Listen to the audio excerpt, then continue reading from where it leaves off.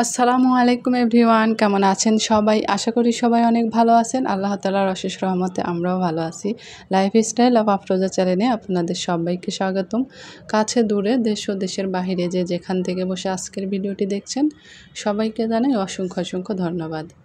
তো এই মুহূর্তে যারা আমার ভিডিওটি দেখা শুরু করেছেন প্লিজ মনে করে একটি লাইক দিয়ে শুরু করবেন। প্লিজ প্লিজ প্লিজ আপনারা একটি লাইক দিয়ে শুরু করবেন। আমার ভিডিওতে একদমই লাইকের সংখ্যা খুবই কম। তো এদিকে আমি একদম প্রচণ্ড গরমে কড়া রোদের মধ্যে বাজারে গেছিলাম। তো কিছু বাজার করে নিয়ে আসছি। তো এখানে একটা নারকেল দেখতে পাচ্ছেন, তারপরে হচ্ছে লেবু নিয়ে আসছি, হচ্ছে পেয়ারা, এখানে সরিষার তেল। আর পেয়ারাগুলো একদম সেরকম সুন্দর আর ডাসা ডাসা ছিল।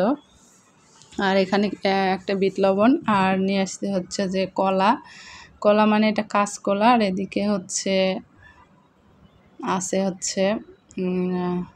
সাগর কলা।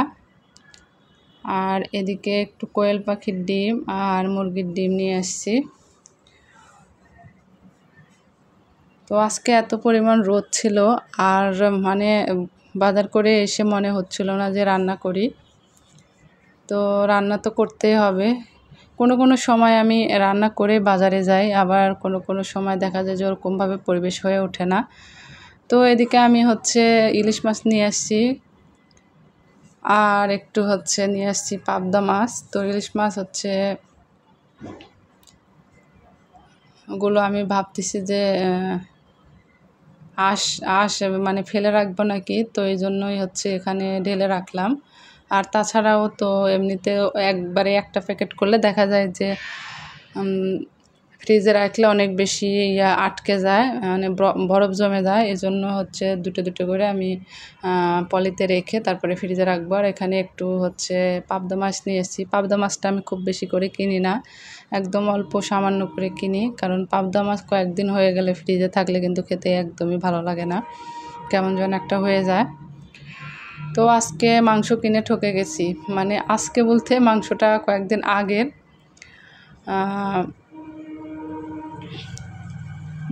2 কেজি মাংস নিয়েছিলাম, কিন্তু মাংসগুলো একদমই ভালো না, কেমন যেন মনে হয় ওই যে কিছু থাকে না গাই গরু, এরকম ওই গাই গরুরই মাংস হবে। তো যে ওভাবে আসলে বুঝতে পারিনি সবসময় জিনিস নিয়ে জিতে যাবো এমন না, কিছু কিছু সময় ঠকতেও হয়। তো এর জন্যে বললাম যে মাংস কিনে ঠকে গেছি। তো এদিকে আমি মাংসটাকে সব কিছু মশলা দিয়ে আমি হাতে মাখিয়ে নেব। আসলে আজকে আমার রান্না করতে একদমই ইচ্ছে করছিল না, এত বেশি গরম। আর আমি চুলায় রান্না করতে কারেন্টের চুলায় রান্নাটা বসাবো। এর জন্যে আগে থেকে একটু মাংসটা ম্যারিনেট করে কিছুক্ষণ রেখেছিলাম।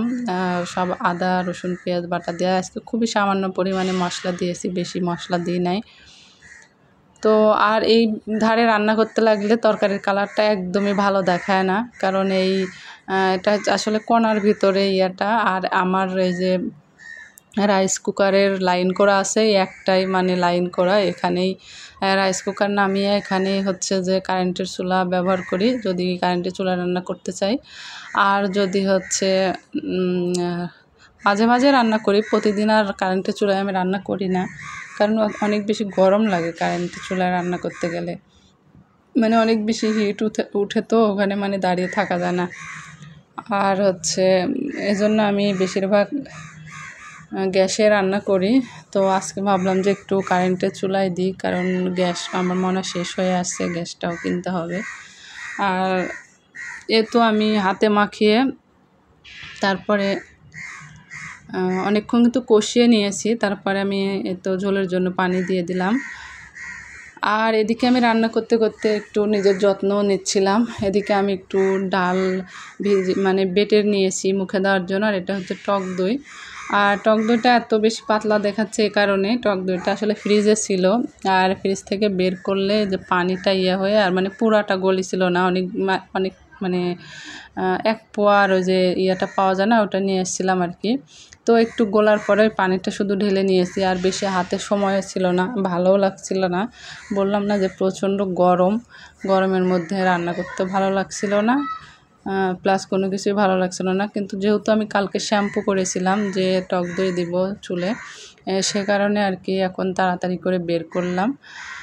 আর এই যে বললাম মাংসটা বেশি ভালো না, তাছাড়াও এই পাশে কালারটা ভালো দেখায় না এই পাশে রান্না করতে লাগলে।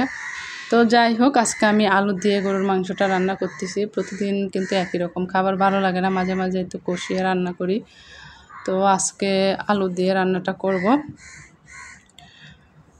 তো তারপরে তো আমি কিন্তু এই রান্নাটা বসিয়ে দিয়ে অফ ক্যামেরা অনেক কাজ করে নিয়েছি। সেটা হচ্ছে মুখে তো ফেস প্যাক লাগিয়েছি ডালের, তারপরে হচ্ছে চুলে মাথায় হচ্ছে কি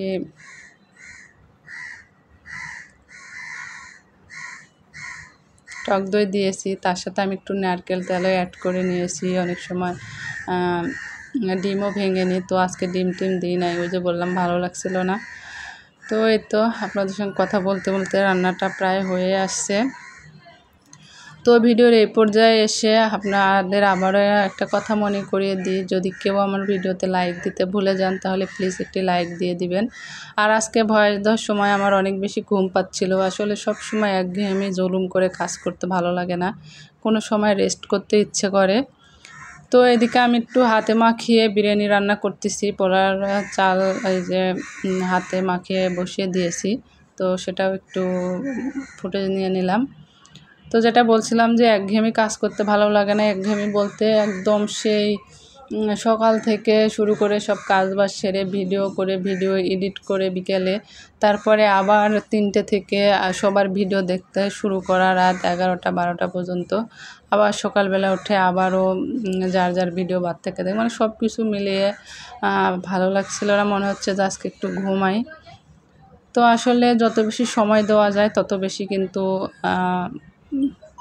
চ্যানেলের গ্রো ভালো থাকে। তো যাই হোক, আপনাদের সঙ্গে কথা বলতে বলতে আমার কিন্তু রান্নাটা হয়ে গেছে। আমি এদিকে দেখতে পাচ্ছেন বিরিয়ানিও নামিয়ে নিয়েছি। বিরিয়ানি বলতে যে সাদা পোলাও, আর হচ্ছে মাংসটা নামিয়ে নিয়েছি। অফ ক্যামেরা আমরা গোসল করে নামাজও পড়ে নিয়েছি। আর এখন এই তো হচ্ছে খাবারটা খাবো। আর এটা কিন্তু শুক্রবারের ভিডিও। তো শুক্রবারে মানে এডিট করে পরের দিন ছাড়বো বলে মানে এডিট করেছিলাম।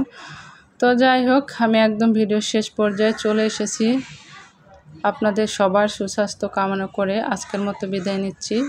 পরবর্তী আরেকটি নতুন দিনে নতুন আরেকটি ভিডিও নিয়ে চলে আসবো। সে পর্যন্ত সবাই ভালো থাকবেন, সুস্থ থাকবেন। আল্লাহ হাফেজ।